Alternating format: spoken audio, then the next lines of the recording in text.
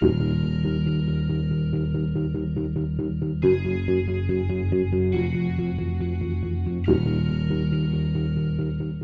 how about this one? Let's go into our soft PC world.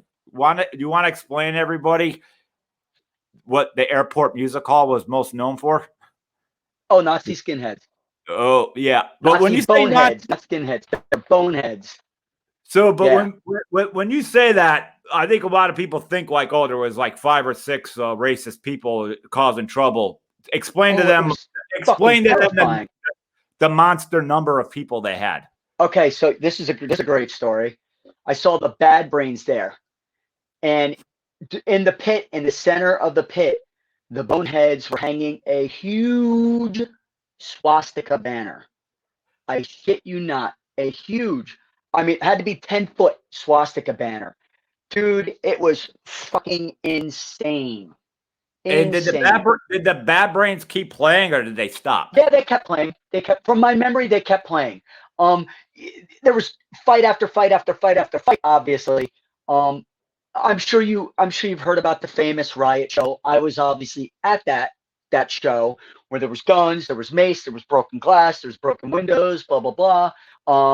And would you say what was an average number, like a good number per show that they showed up in numbers? Was it really about like 50 to 100 always? In my memory, yeah. From what I remember, hell yeah. It was like we were the minority. You know what I mean? But it's so funny because I remember we would used to go to the Allentown, what do you call it? Allentown Mall first, and we'd walk around the mall before, we'd be mall rats. Then we go to the show, and I saw some Nazis there. And I walked by, and I think I was weird. I was wearing like a punk rock trench coat, you know what I mean? Like with patches and the pins all over it. And the one Nazi bonehead, he goes, "Hey man, how you doing tonight?" And I was like, "Hey, what's up, man?" And I was just like thinking, like, and then like 2 hours later, the dude's probably trying to kick my ass. You know what I mean? It was just weird because it was like he was kind of nice out of the element, but in that, you know what I mean?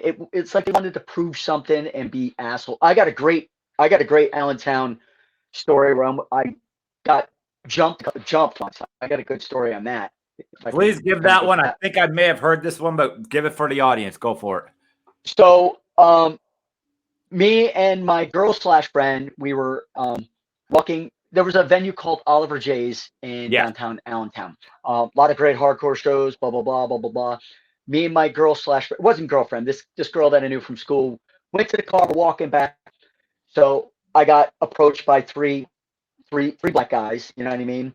And the dude looks at me, he's like, "Yo, you illin'?" And I didn't say anything, and I kept, moving, and he pushed me, and he punched me in the face. So I kind of fell to the ground, and I got back, and I'm a pussy, you know what I mean? And I'm like, my heart's pumping. I'm like this, and they start to, they're just swinging at me, and they're missing. And I'm like, is things like in slow motion? So they're wasted drunk, right? So they're swinging, and my girl / friend, she's yelling, she's freaking out, and the guys stop.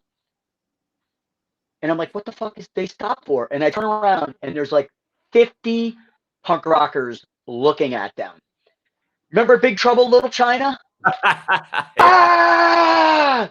You know that scene in Big Trouble? I swear to you, that's what it was. So me, being a fucking little dick, I turn around. What the fuck is your problem? Like 50 punk rockers after these 3 guys, right? So then we go back to the show, and what happens? Their posse of people show up, and then there's a fight outside, and this main cool skinhead, not Nazi bonehead, comes up to me. He's like, "Who was it?" And I'm like, "I don't know, man. I have no idea." You know what I mean? I was terrified. Long story short, that was Chuck from Weston. Wow. Okay. And I never found that. Now, that was 1987 probably, and I did not realize that until Weston played a show in Wilkes-Barre, 93 or something like that. Somehow we got talking, and I'm like, wait a minute. Did you have a sleeveless red colored 76% uncertain that was a band shirt? He goes, yeah. I go, I got a fucking story for you. Crazy. So, I mean, just going back about we're in a world today where everybody like runs their mouth and there's almost like no repercussions. Like, explain to them, like, there's 50, hundreds, even 150 skinheads and stuff. Was it you were the minority? So it was basically for you and everybody in the scene there that wanted to go see these bands. You basically had to go there and keep your mouth shut, because if you opened it and didn't agree with them in any way, right? You weren't getting out of the parking lot, right? I was handed like White Aryan war flyers, White Aryan resistance, and it was like they'd walk up to you, and if you didn't take it, they'd pop you in the face. Yep, and that was I remember that was at City Gardens when there was the big because it seemed like, from my memory, it seemed like they got kicked out of Airport Bingo Hall and went to City Gardens, or maybe it was back and forth. I can't remember, but I'm sure it was like the same clique of fucking assholes. You know what I mean? But it definitely at City Gardens, I remember that aspect happening. And the one time somebody came up to me, and big, huge fucking bonehead, and was like, "Thank you." You know what I mean? I'm like, we were outnumbered without a doubt. You know what I mean? I say something, I'm fucking gone. You know what I mean? Yeah, I mean, was it really hard to, like, outside of what you just said with that one story? I mean, it was hard to challenge them when there's just so many numbers like that, right? I mean, what was it? Just basically a bully mentality, where I keep in mind for the audience, between City Gardens and Airport Music Hall, I never made a show there, so I only got seconds. Right. But I mean, did anyone ever try taking them on? Like, all right, the next show in 3 weeks, we're bringing our guys, you bring yours. Did that ever really happen? Yes, it did.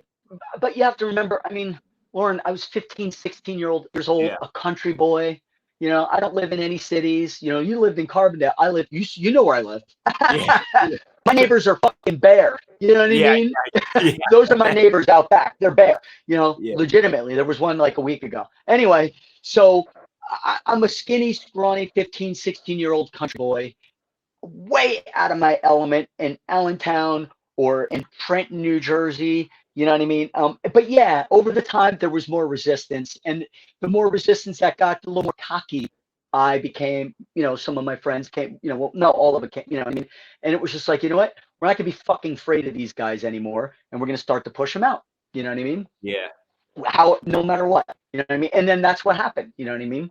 Yeah, so they had a big presence, and I don't think they ever did sense it. It's not like the music hall had to close down. The guy that ran it said, but like they literally, Allentown didn't want it no more because of that. So it was a bad team. Yeah, they had a full shop, and they were definitely still around. But I think that was like the heyday prime for them. It was the heyday prime was Airport Go Hall and City Gardens, and I saw both sides of it. You know what I mean? Yeah. And when we would go at least we went to Airport, at least we knew like some of the Scranton guys. You know what I mean? So we felt like we had a little bit more of like backup.